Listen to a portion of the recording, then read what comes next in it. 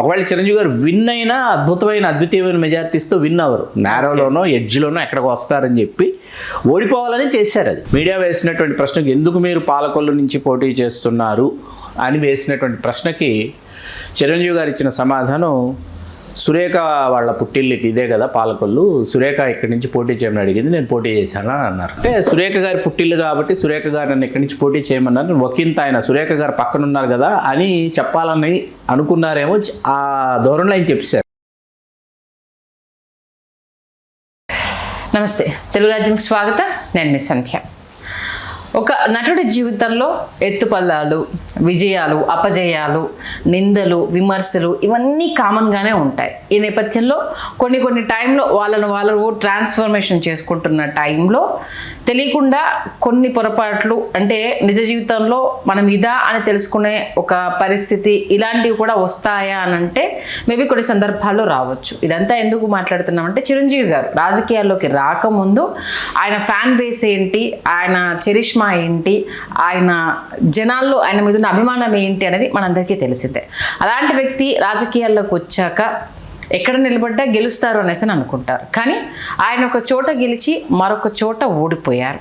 అది ఆయన స్వస్థలంలో ఓడిపోవడము అనేది అభిమానులకు ఒక ఇంత బాధ కలిగించింది. ఎందుకని ఆయన అక్కడ ఓడిపోయారు? అంత చరిష్మా ఉండి ఆ ప్రాంతానికి సంబంధించి మొదటిసారిగా ఎలక్షన్లో నిలబడ్డప్పుడు చిరంజీవి గారు ఓడిపోవడానికి గల ప్రధాన కారణం ఏంటి? అనేక మంది రకరకాలుగా చెప్తారు. అసలు గ్రౌండ్ రియాలిటీ ఏంటి తెలుసుకునే ప్రయత్నం చేద్దాం. చరిత్రకారులు, సినీ రాజకీయ విశ్లేషకులు చిలగడ శ్రీకాంత్ గారు మనతో ఉన్నారు. ఆయన మాటల్లోనే. శ్రీకాంత్ గారు నమస్తే అండి. నమస్కారం సందీప్. నిజంగా అంటే అప్పటికి ఆయన పెద్ద మెగాస్టార్, తిరుగులేని విజయాలు, అపజయాలు అనేది ఆయన అవన్నీ అధిగమించి ఆ స్థాయికి రావడము, అసలు ఏ రికార్డ్ బదులు కొట్టాలని ముందు ఆయనతోటే చూడడము, ఇంత హ్యూజ్ రెస్పాన్స్ చూశాక ఆయన పొలిటికల్ ఎంట్రీ ఇచ్చారు అన్నప్పుడు ఖచ్చితంగా అదే రెండు రెస్పాన్స్ ఉంటుంది అనేసి అనుకుంటాం. కానీ రెండు చోట్ల పోటీ చేస్తే ఒక చోట ఓడిపోయి ఒక చోట గెలవడము అనేది, అందులోనూ ఆయన సొంత ఊర్లో ఓడిపోవడం అనేది అప్పుడు పెద్ద చర్చ అయింది. చాలా కారణాలు చెప్పారు. అసలు ఆయన ఓడిపోవడానికి గల కారణం ఏంటి? వాస్తవానికి మొగుల్తూరు చిరంజీవి గారి స్వగ్రామం, స్వస్థలం ఏదైతే ఇది అని అంటే ఆయన బాల్యం కావచ్చు, ఆయన 7th క్లాస్ 10th క్లాస్ ఇవన్నీ తీసుకుంటే అది నరసాపురం నియోజకవర్గంలో ఉంది. నరసాపురం నియోజకవర్గానికి అతి సమీపంలో ఉన్న మరొక నియోజకవర్గమే పాలకొల్లు. వాస్తవానికి ఒకప్పుడు మొగుల్తూరు వాళ్ళు సినిమాలు చూడాలంటే పాలకొల్లుకు వచ్చి సినిమాలు చూసి వెళ్ళేటటువంటి పరిస్థితి. పాలకొల్లు స్వయంగా అల్లు రామలింగయ్య గారి స్వస్థలం, చిరంజీవి గారు మరి పాలకొల్లు అల్లుడు. అట్లా తీసుకుంటే చేగొండ హరిరామ్ జోగయ్య గారు అప్పుడు చాలా క్రియాశీలకంగా ప్రజారాజ్యం పార్టీలో వ్యవహరిస్తున్నటువంటి నేత. అప్పటికైనా నరసాపురం లోక్సభ సభ్యులు, అట్లాగే మాజీ హోంశాఖ మాత్యులు, ఇట్లా చాలా పదవులు అధికారాలు అనుభవించినటువంటి వ్యక్తి. ఆయన ఇప్పుడు ఇక్కడ ప్రజారాజ్యం ఏర్పాటు అయిన తర్వాత చిరంజీవి గారిని పాలకొల్లు నుంచి పోటీ చేయవలసిందిగా, తిరుపతి నుంచి పోటీ చేయాలని మాలాంటి వాళ్ళని ప్రతిపాదిస్తే, జోగయ్య గారు లాంటి వాళ్ళు పశ్చిమ గోదావరి జిల్లా వాసిగా చిరంజీవి గారిని పశ్చిమ గోదావరి జిల్లా నుంచి పోటీ చేయమని ఆయన చాలా పెద్ద ఎత్తున దానిని ప్రచారంలోకి తీసుకొచ్చి చిరంజీవి గారు అక్కడికి వెళ్ళి సురేఖ గారిని తీసుకుని చిరంజీవి గారు వెళ్ళి నామినేషన్ వేసి వెలుపలికి వచ్చిన సమయాన మీడియా సంధించినటువంటి ప్రశ్నలకి చిరంజీవి గారు ప్రిపేర్డ్గా లేకపోవడం, చిరంజీవి గారిని ప్రిపేర్ చేయకపోవడం, ఆ చెయ్యకపోవడం అనేది చిరంజీవి గారు అప్పుడు ఆ సమయంలో ఉన్నటువంటి పొలిటికల్ పిఆర్ఓస్ కావచ్చు, ఎవరైనా కావచ్చు, వాళ్ళు ఎవరైనా రాజకీయ సలహాదారులు కావచ్చు, ఆయన ప్రైవేట్ సెక్రటరీస్ కావచ్చు, ఎవరైనా కావచ్చు, ఆయన ప్రిపేర్ చేయలేదు. ఓకే. ఆ రోజు నేను కూడా టీవీ చూస్తున్నాను, ప్రజారాజ్యం పార్టీ ఆఫీస్లోనే నేను టీవీ చూడటం జరుగుతుంది. ఆ రోజు జరుగుతున్న సందర్భంగా, ఎందుకంటే చిరంజీవి గారు నామినేషన్ వేసి వెలుపలికి వచ్చి ఏం మాట్లాడతారని చాలా ఉత్సుకతగా ఎదురు చూస్తున్నాం. చిరంజీవి గారు వెలుపలికి వచ్చిన తర్వాత కావాలంటే వాళ్ళు కూడా విజువల్స్ మీరు చూడొచ్చు. మీడియా వేసినటువంటి ప్రశ్నకు ఎందుకు మీరు పాలకొల్లు నుంచి పోటీ చేస్తున్నారు అని వేసినటువంటి ప్రశ్నకి చిరంజీవి గారు ఇచ్చిన సమాధానం, సురేఖ వాళ్ళ పుట్టిల్లుకి ఇదే కదా పాలకొల్లు, సురేఖ ఇక్కడి నుంచి పోటీ చేయమని అడిగింది, నేను పోటీ చేశాను అని అన్నారు. ఓకే. ఆ సమాధానం విన్న తర్వాత నేను ఒకంత హతాశుడయ్యాను అనమాట. ఎందుకు హతాశుడయ్యానంటే, అది క్షీరారామలింగేశ్వర స్వామి వెలిసినటువంటి దేవస్థానం, పంచారామాలలో ఒకటి. అట్లాగే పంచారామాల గురించి చిరంజీవి గారు మాట్లాడతారు.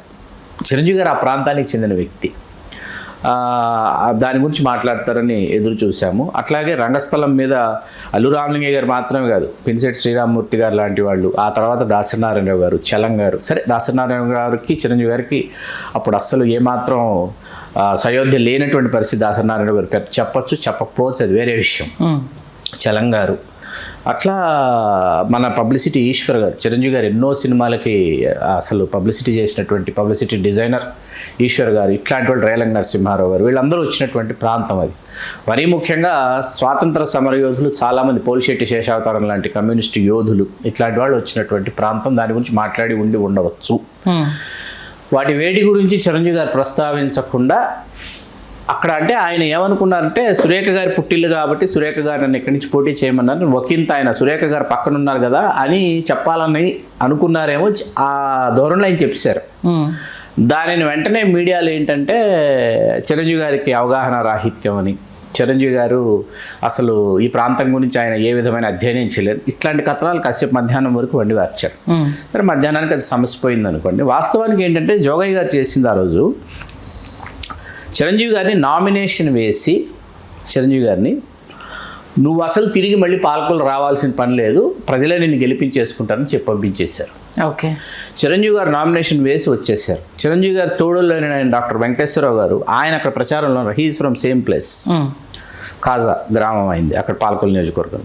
ఆయన అక్కడ ప్రచారం చేస్తున్నారు. చాలామంది మీరు గెలిస్తే చిరంజీవి గారు ఇక్కడి నుంచి, చిరంజీవి గారిని గెలిపిస్తే ఇక్కడ ఈ సమస్య ఉంది, ఆ సమస్య ఉంది, ఇది ఎట్లా తీరుస్తారు, ఇది ఎట్లా దీన్ని పరిష్కరిస్తారంటే ఆయన బాండ్ పేపర్లు రాసిచ్చేవారు. ఆయన బాండ్ పేపర్స్ మీద సంతకాలు పెట్టించేవారు. రామజోగి కాదు, వెంకటేశ్వరరావు గారు, డాక్టర్ వెంకటేశ్వరరావు గారు, చిరంజీవి గారి తోడల్లుడు.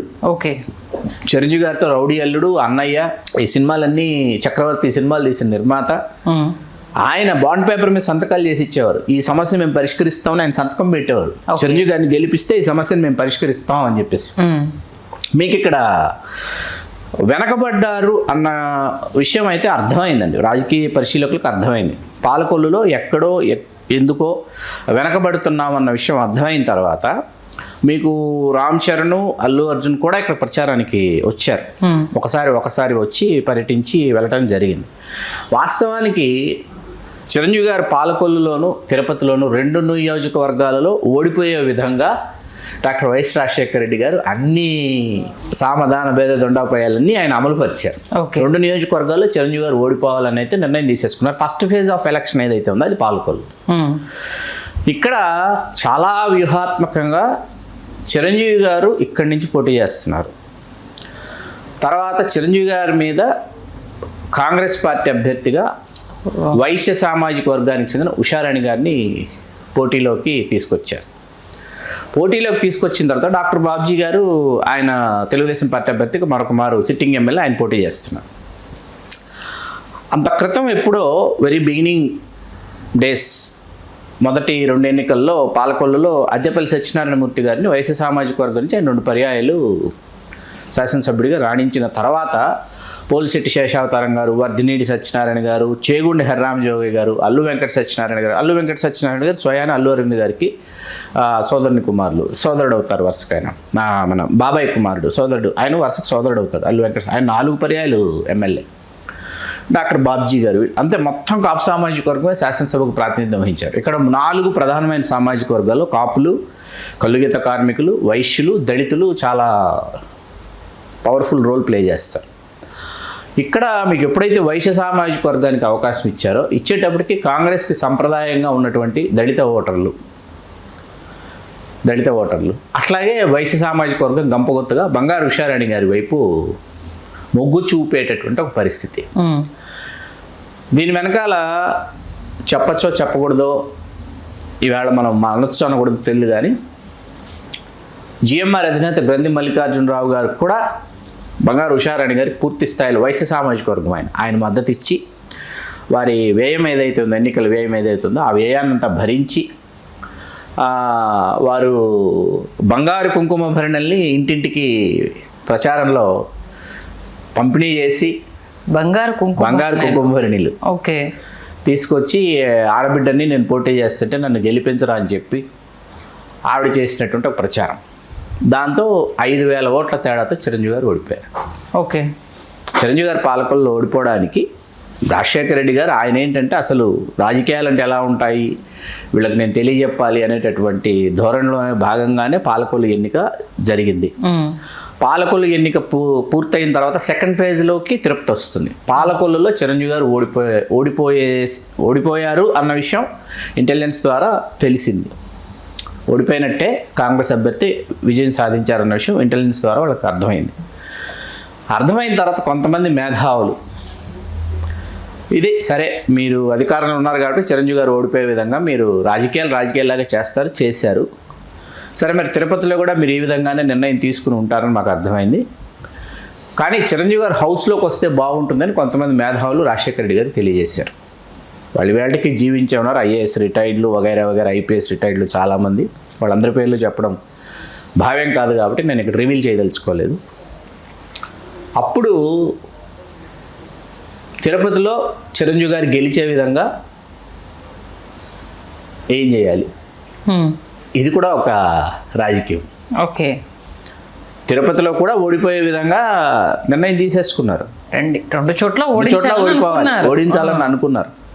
కానీ తిరుపతిలో ఎప్పుడైతే రెడ్డి తెలుగుదేశం రెడ్డి, శంకర్ రెడ్డి, కాంగ్రెస్ కరుణాకర్ రెడ్డి అయిందో అక్కడ మీకు ఖచ్చితంగా చిరంజీవి గారికి వెరీ సీరియస్ ఎడ్జ్ ఉంటుంది సామాజిక వర్గం మొత్తం. కానీ సామాజిక వర్గానికి సంబంధించి అప్పటికే కాంగ్రెస్ పార్టీ ఏం చేసిందంటే 35,000 ఓట్లు చిరంజీవి గారి సామాజిక వర్గానికి సంబంధించినటువంటి ఓట్లు, బలిజ కులస్తుల ఓట్లు లేకుండా చేశారు ఓటర్స్ లిస్ట్లో. ఓకే, అది వాళ్ళ మొదటి విజయం. అది అంటే ఆ ఓట్స్ మీకు పడకపోతే ఒకవేళ చిరంజీవి గారు విన్ అయినా అద్వితీయమైన మెజారిటీస్తో విన్ అవ్వరు, నేరోలోనో ఎడ్జ్లోనో ఎక్కడికి వస్తారని చెప్పి ఓడిపోవాలని చేశారు అది. ఆ తర్వాత ఏమైందంటే చిరంజీవి గారు బస చేసినటువంటి హోటళ్ళు, అలాగే చిరంజీవి గారి కుటుంబ సభ్యులు బస చేసినటువంటి హోటల్స్ మీద రైడ్స్ చేయించారు. రైడ్స్ చేయించిన తర్వాత ఒక్కసారిగా సానుభూతి వెల్లువెత్తింది చిరంజీవి గారి మీద. ఇక్కడ ఏమీ లేవు, ఏమీ దొరకలేదు. దొరకపోయేటప్పటికీ ఒక విధంగా సానుభూతి వెల్లువెత్తింది. చిరంజీవి గారు తిరుపతిలో ఆయన 15,000 పైచిల కోట్ల ఆధిక్యతతో ఆయన గెలుపొందడం జరిగింది. ఇక్కడ ప్రధానంగా సొంత జిల్లాలో ఓడిపోవడం అనేటటువంటిది ఎప్పుడు మాయనమచ్చలాగా మిగిలిపోతుంది. ఇప్పుడు ఎక్కడో మహబూబ్ నగర్ జిల్లా కల్వకుర్తిలో ఎన్టీ రామారావు గారు 1989లో ఓడిపోవడం వేరు. అవును, ఆయన అక్కడ ఓడిపోవడం వేరు. సొంత జిల్లాలో ఓడిపోవడం అనేది ఎప్పటికీ ఒక మాయనమచ్చలాగా ఉండిపోతుంది. అలా అది పాలకొల్లులో ఓటమి అనేది అది అక్షరాల హరిరామ్ జోగయ్య గారు చాలా పుణ్యం కట్టుకున్నట్టు. రాజశేఖర రెడ్డి గారు, జిఎంఆర్, బంగారు ఉషారని కాసేపు పక్కన పెడితే వన్స్ తర్వాత ఒక బహిరంగ సభ లేకపోతే ఒక కనీవిని ఎరిగిన ఒక ప్రజా అంకిత యాత్రలో భాగంగా ఒక సభ పాలకొల్లో నిర్వహించి ఉంటే చాలా బాగుండేది.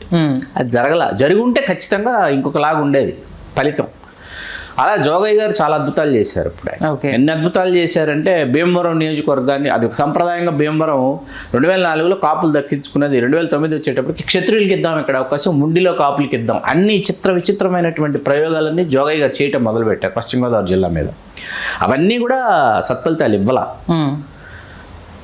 ఏ విధంగానూ ఇప్పుడు తాడేపల్లిగూడెంలో ఉమ్మడి పశ్చిమ గోదావరి జిల్లా మొత్తానికి తాడేపల్లిగూడెంలోనే ప్రజారాజ్యం అభ్యర్థి ఈల్లాని గెలిచి చిరంజీవి గారు ఓడిపోతే ఎంత బాధాకరమైనటువంటి అంశం అది. అలాగే కొన్ని భావవైరుధ్యాలు ఉండిపోయినాయండి, నాయకుల మధ్య కావచ్చు, కుటుంబ సభ్యుల మధ్య కావచ్చు. ఆ భావవైరుధ్యాలు ఎంత దూరం వెళ్ళిపోయాయంటే పవన్ కళ్యాణ్ గారు మీకు ఒక దశ దాటిన తర్వాత పవన్ కళ్యాణ్ గారు ప్రచారంలో లేరు, అలిగి వెళ్ళిపోయారు. ఆయన అలిగి వెళ్ళిపోవడానికి కారణం కొత్తపేట నియోజకవర్గం. ముత్యాల సత్యబాబు గారికి కట్టబెట్టుకున్నామని అనుకున్నారు. ముత్యాల సత్యబాబు గారు కోరారు, ఆయన పవన్ కళ్యాణ్ గారి అభిమాన, చిరంజీవి గారి అభిమాన కాసేపు పక్కన పెడితే ఆయన ఐఎన్పిఆర్లో ఫోటోగ్రాఫర్ అనమాట. చంద్రబాబు నాయుడు గారి ప్రభుత్వంలో చంద్రబాబు నాయుడు గారు ముఖ్యమంత్రిగా ఉన్నప్పుడు ఒక వెలిగిన ఐఎన్పిఆర్ ఫోటోగ్రాఫర్ ఆయనది వాస్తవానికి రాజోలు 2009 ఎన్నికలకి ఎస్సీ రిజర్వ్డ్ కావడంతో ఆయన నాకు కొత్తపేట కావాలన్నారు. కోనసీమ ముఖద్వారం కొత్తపేట కావాలనేటప్పటికీ అప్పుడు సమీకరణల్లో చూస్తే ఏంటంటే బండారు సత్యానందరావు గారికి ఇస్తే ఖచ్చితంగా ఆయన గెలుస్తారు అనేటటువంటి ఒక నమ్మకం ఏర్పడింది ప్రజారాజ్యం పట్ల. ఎందుకంటే బండారు సత్యానందరావు గారు తెలుగుదేశం నుంచి ససేమిరా తెలుగుదేశం పార్టీని నేను విడిచిపెట్టి రాను, నేను చాలా కంఫర్టబుల్గా ఉన్నాను, నాకు చాలా గౌరవం మర్యాద ఇక్కడ దక్కుతుంది, నేను రాను అంటే వంగాగీత గారు, ఈయనెవరు పంతం గాంధీమోహన్ గారు, తోట త్రిమూర్తులు గారు, వీళ్ళందరూ పొలోమని వెళ్ళిపోయి ప్రజారాజ్యం పార్టీలో మేము చేరిపోయాం, మీరు రాకపోతే ఎట్లాగా అది బావగారు ఇది బావగారు అదన్నయ్య గారు ఇదన్నయ్య గారు అని చెప్పి బండారు సత్యనారాయణరావు గారు లాక్కొచ్చారు. సరే ఆయన వచ్చారు, గెలిచారు, అది వేరే విషయం. అప్పుడు గెలిచినటువంటి శాసనసభ్యుల జాబితా ఒకసారి తీసుకుంటే 18 మంది శాసనసభ్యులు ప్రజారాజ్యం పార్టీ అభ్యర్థుల జాబితాలో బండారు సత్యనారాయణరావు గారు is the senior most politician అనమాట ఓకే. వాళ్ళల్లో. అప్పుడు అట్లాగా ముత్యాల సత్యబాబు గారి కోసం కొత్తపేట నియోజకవర్గం బండారు సత్యనారాయణరావు గారికి కేటాయించాల్సి వచ్చిందని పవన్ కళ్యాణ్ గారు శంకరపల్లి ఫామ్ హౌస్కి వెళ్ళిపోయి శంకరపల్లి ఫామ్ హౌస్లోనే ఉండిపోయారు. ఫలితాలు వెలువడిన రోజు త్రివిక్రమ్ గారు అక్కడికి వెళ్ళి మన త్రివిక్రమ్ శ్రీనివాస్ గారు వెళితే పవన్ కళ్యాణ్ గారు అన్న మాట త్రివిక్రమ్ గారు చాలాసార్లు చెప్పారు. త్రివిక్రమ్ గారు ఏమని చెప్పారు? యుద్ధం చేయడం మాత్రమే మన చేతుల్లో ఉంది, ఫలితం మన చేతుల్లో లేదు. నేను త్రివిక్రమ్ గారికి పవన్ కళ్యాణ్ గారు చెప్పినటువంటి విషయం చాలాసార్లు ఆయన చెప్పారు. అలా ఏంటంటే ప్రజారాజ్యం పార్టీ ఏంటంటే గడిచిపోయినటువంటి ఒక గతం, పూర్తయిపోయినటువంటి ఒక అధ్యాయం. పదే పదే పదే పదే పదే పదే ఏంటంటే పోలిక వస్తుంది, రాకుండా ఉండదు. అప్పుడు అలా జరగకుండా ఉంటే, అప్పుడు అలాగే జరిగి ఉంటే అని వస్తుంది, రాదని కాదు. కానీ బాధ ఏంటంటే ఇద్దరు అన్నదమ్ములకి కొంత చిరంజీవి గారు ఒక చోట గెలిచారు అన్నది ఆయనకు ఊరట కొంత. ఇక్కడ పవన్ కళ్యాణ్ గారి దగ్గరికి వచ్చి 2 చోట్ల ఓడిపోయారు. ఆయన తన సొంత నియోజకవర్గంలో ఈయన పవన్ కళ్యాణ్ గారు 2019లో పోటీ చేయడానికి తూర్పుగోదావరి అయితే ఈవేళ గెలిచినటువంటి పిఠాపురం సరైన నియోజకవర్గం, పశ్చిమ గోదావరి అయితే పాలకొల్లు సరైన నియోజకవర్గం. అదే ఆయన సొంత నియోజకవర్గంలో పోటీ చేయలేదు కదా. భీమవరం సొంత జిల్లాలో పోటీ చేశారు కదా. భీమవరం పశ్చిమ గోదావరి జిల్లా అంటే వాళ్ళ సొంత జిల్లా కదా. అంటే పుట్టింది మొగల్తూరు కిందికి అది వచ్చినప్పుడు ఇప్పుడు మరి సొంత జిల్లా చంద్రబాబు నాయుడు గారిది చంద్రగిరి అయినా ఆయన కుప్పంలో గెలుస్తున్నారు కదా. అంటే అన్నకు తగిలిన దెబ్బ తమ్ముడు మానుతాడేమో అన్న ఒక ఆశ అయితే ఉంటుంది కదా. అదే అందుకే పాలకొల్లో పోటీ చేసి ఉంటే బాగుండేది. 19 ఎన్నికల్లో Palakollu is the right constituency for Pawan Kalyan గారు. ఎందుకంటే అన్నయ్య ఓడిపించారు, నన్ను గెలిపించి అనేది ఉండేది చూపించుకోవడానికి చెప్పుకోవడానికి ఉండేది. అవన్నీ జరగలేదు కదా. జరగనప్పుడు ఏంటంటే వాటిని చరివిత చరణం అన్నమాట మనం చెప్పుకోవటం. ఓకే. అంటే కావాలని ఓడగొట్టిన ప్రయత్నాలు, గెలిచే చోట కూడా వ్యూహాలు పన్నారు. ఆల్మోస్ట్ ఆల్ అన్ని రకాల వెన్నుపోట్లు. రాజకీయాలు అలాగే ఉంటాయి సంధ్య గారు. రాజకీయం లాగానే ఉంటుంది. దాని రంగు, రుచి, వాసన, చిక్కదనం రాజకీయమే ఎప్పటికీ లే. ఇప్పుడు మీకు శ్రీకృష్ణుడు భగవద్గీత బోధించింది అర్జునుడికి యుద్ధం చేయమని, మానేసి ఇంటికి వెళ్ళి కూర్చోమని కాదు కదా. యుద్ధంలాగే చెయ్యాలి. యుద్ధం ఎందుకోసం చేస్తారు మీరు చెప్పండి? చెప్పనా? యుద్ధం గెలుపు కోసం చేయరు, యుద్ధం ఓటమి కోసం చేయరు. యుద్ధం కోసం చేస్తారు ఎవరున్నా లేకపోయినా. యుద్ధం కోసమే చెయ్యాలి ఎవరున్నా లేకపోయినా. అలా యుద్ధం చేసిన వాళ్ళు ఎవరున్నా లేకపోయినా యుద్ధం చేసిన వాళ్ళే చరిత్రలో జగజ్జేతలుగా విజేతలుగా నిలిచిపోయారు. వాళ్ళ గురించే మనం మాట్లాడుకుంటాం తరచు. ఓకే. మొత్తానికి పాలకొల్లులో ఓడిపోవడానికి ప్రధాన కారణం ఫస్ట్ ఒక స్టేట్మెంటు, ఆ తర్వాత దివంగత వైఎస్ రాజశేఖర రెడ్డి గారి వ్యూహం, చేగొండ హరిరామజోగయ్య గారి తప్పిదం. అంటే ఆయన తప్పుదో పట్టించారు హరిరామజోగయ్య గారు చిరంజీవి గారిని. అంటే నామినేషన్ వేసి వెళ్ళిపో, గెలిపించేస్తున్నాం, మేము చూసేసుకుంటాం. ఏం చూసేసుకుంటారు మీరు? రావాలి కదా అభ్యర్థి వచ్చేసి అవునన్నా కాదన్నా ఏదో ఒక సభ అడ్రస్ చేయడము, ఇది చేస్తానని చెప్పడం ఏదో. మీకు అనకాపల్లి కూడా అండి. అప్పుడు ఏంటంటే ఈ ఒక్క తప్పిదం కాదండి, ప్రజారాజ్యం సమయంలో చాలా తప్పిదాలు ఉన్నాయి. సరే, అభ్యర్థులు ఎంపిక అదొక రోజు మనం చాలా అద్వితీయమైన చర్చ చేయొచ్చు. పాజిటివ్ అంశాల గురించి చాలాసార్లు మాట్లాడుకోండి. 104 మంది వెనుకబడిన తరగతులకు అవకాశం ఇచ్చిన సంగతి పాజిటివ్ అంశమే మరుగున పడిపోయింది. ఎవరెవరికి ఏ సామాజిక వర్గాలకు ఇచ్చారన్నది ఒకరోజు చర్చ చేద్దాం. అనకాపల్లి లోక్సభ నియోజకవర్గం కూడా అల్లు అరవింద్ గారు 11th అవర్ అనమాట చెప్పారు. అప్పటి వరకు కేవీ రావు గారిని ఒక ఐఏఎస్ రిటైర్డ్ అధికారి, లేకపోతే ఇంకొకరని మరొకరని రకరకాల సమీకరణాలు చేసి తీసుకొచ్చి అల్లు అరవింద్ గారు 11th అవర్ అనేటప్పటికీ ఇట్స్ బ్లండర్ అనమాట. ఎందుకంటే విచిత్రమైన విషయం ఏంటంటే ఫస్ట్ ప్లేస్ ఆఫ్ ఓటర్స్ కాపులు ఉన్నటువంటి అనకాపల్లి లోక్సభ నియోజకవర్గంలో విన్నర్ కొప్పుల వేలమ్మ సబ్బంహరి, ఇది కాంగ్రెస్ పార్టీ. తర్వాత నూకారపు సూర్యప్రకాష్ రావు తెలుగుదేశం పార్టీ అభ్యర్థి, he's also Koppula Velamma second place. Third place Allu Aravind గారు ప్రజారాజ్యం పార్టీ అభ్యర్థిగా. 11th అవర్ డెసిషన్స్ తీసుకుంటే అట్లా ఉంటుంది. ఓకే. మొత్తానికి అదొక అలా ఇచ్చింది ఆ ప్రతికూల ఫలితం. అది ఆయనకి ఎప్పటికీ అది సొంత నియోజకవర్గంలో గెలవలేక ఏది అక్కడ 4 నియోజకవర్గాల్లో ప్రజారాజ్యం గెలిచి అక్కడ ఉమ్మడి విశాఖ జిల్లాలో ఓన్లీ అనకాపల్లి, పెందుర్తి ఇవన్నీ గాజువాక ఇవన్నీ గెలిచి అరవింద్ గారి భీమిలి ఇవన్నీ అనకాపల్లి లోక్సభ నియోజకవర్గం అరవింద్ గారు ఓడిపోవటం. నిజంగా అంటే దాన్ని ఓడిపోవడం వెనుక అసలు కారణం ఏంటి అన్నది చాలా, అంటే ఒక మనిషి మీద ఇన్ని వ్యూహాలు మీద పడ్డప్పుడు ఒక్కడు ఏమీ చేయలేడు. అందులో ఆ పార్టీకి ఫేస్ ఆఫ్ ద లీడర్ ఆయన్ని చూసే మిగతా వాళ్ళంతా అరయంగ కర్ణుడిల్గే ఆర్గురి చేతన్ అంటారు. నా చేతను నీ చేతను వరమడిగిన కుంతి చేతను వాసవు చేతన్ అని చెప్పి ఇట్లా 6 చేత కర్ణుడు ఆయన హతుడవడానికి అట్లా అరయంగ కర్ణుడిల్గే 6 చేత. ఎందుకంటే ఏం చెప్పాలి, శాపాలు అనేది ఆయన ఎంత వెంటాడే వేధించాయి. ఒకరికి అంటే చేసిన తప్పు దాన్ని సరిదిద్దుకునే లోపు దాంట్లో ఆయనంత ధర్మపరాయణుడు అయినప్పటికీ చిరంజీవి గారు ఆయన రాజకీయంగా కాకుండా మానవత్వంతో ఎదుర్కొందామని వచ్చినటువంటి ఒక మానవతావాదికి రాజకీయం ఇట్లాగే ఉంటుంది అని చెప్పిన తర్వాత ఆయన రాజకీయాల నుంచి ఆయన ఆ తర్వాత ఆయన వైదొలగడం అనేది, సరే ఆయన సింహాసనం ఇక్కడ అలాగే ఉంది, ఆ సింహాసనాన్ని అధిష్ఠించినటువంటి మెగాస్టార్ ఆయనే కాబట్టి ఆ సింహాసనం మీద ఇవాళకి ఆయన అధిష్ఠించి ఉన్నారు కాబట్టి ఆనందదాయకమైన విషయం. కానీ లేకపోతే ఏంటి పరిస్థితి, రెండుకి చెడ్డరేవడయ్యేది. అది అసలు సిసలైన విషయం ఇది అన్నది చాలా స్పష్టంగా తెలియజేశారు శ్రీకాంత్ గారు. రకరకాల కథనాలు. అందుకే ఒక మనిషిని ఓడగొట్టడానికి ఇన్ని శక్తులు పనిచేసినప్పుడు ఆ మనిషి ఎక్కడ నిలబడగలుగుతాడు?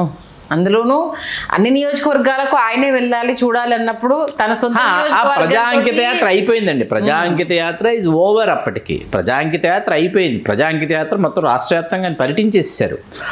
నియోజకవర్గాలకు వచ్చేటప్పటికి ఏంటంటే ఒక 2 రోజులో ఖచ్చితంగా అధినేత నియోజకవర్గాల్లో ఆయన ఒక మామూలుగా క్యాన్వాయ్ అయినా కూడా ఆయన వెళ్ళుంటే ప్రదర్శనగా ఉంటుంది కదా సార్. ఇప్పుడు సానుకూల ఫలితాలు నియోజకవర్గాలను నాకు మెయిన్ ఇంపార్టెంట్ అయినప్పుడు ఆ కష్టం చూసి ఇక్కడ వీళ్ళు అర్థం చేసుకుంటారన్న ఎక్కడో దగ్గర సాఫ్ట్ కార్నర్ అనేది ఉంటుంది. అందులోనూ కొంత నాయకులు మేమున్నామని చెప్పినప్పుడు ఆబ్వియస్గా మిగతా వాళ్ళని గెలిపించడం కదా నా కర్తవ్యం అన్నది కామన్గానే ఉంటుంది కదా. మొత్తానికి ఇంతమంది వెన్నుపోట్లలో ఆయన నిలబడడం అన్నది సాధ్యం అయ్యే పని కాదు. చాలా మంచి విశ్లేషణ అందించారు. Thank you Srikanth. ధన్యవాదాలు సండి. హలో, తెలుగు రాజ్యం ఛానల్ చూస్తున్నారా? సామాజిక రాజకీయ జీవన చిత్రణే తెలుగు రాజ్యం. అతిశయోక్తులు అసత్యాలు ఉండవు. రాజకీయ కోణం కాదు, ప్రజా కోణమే కొలబద్ద. తెలుగు రాజ్యం వీక్షణ మీ ఉత్తమ అభిరుచికి నిదర్శనం.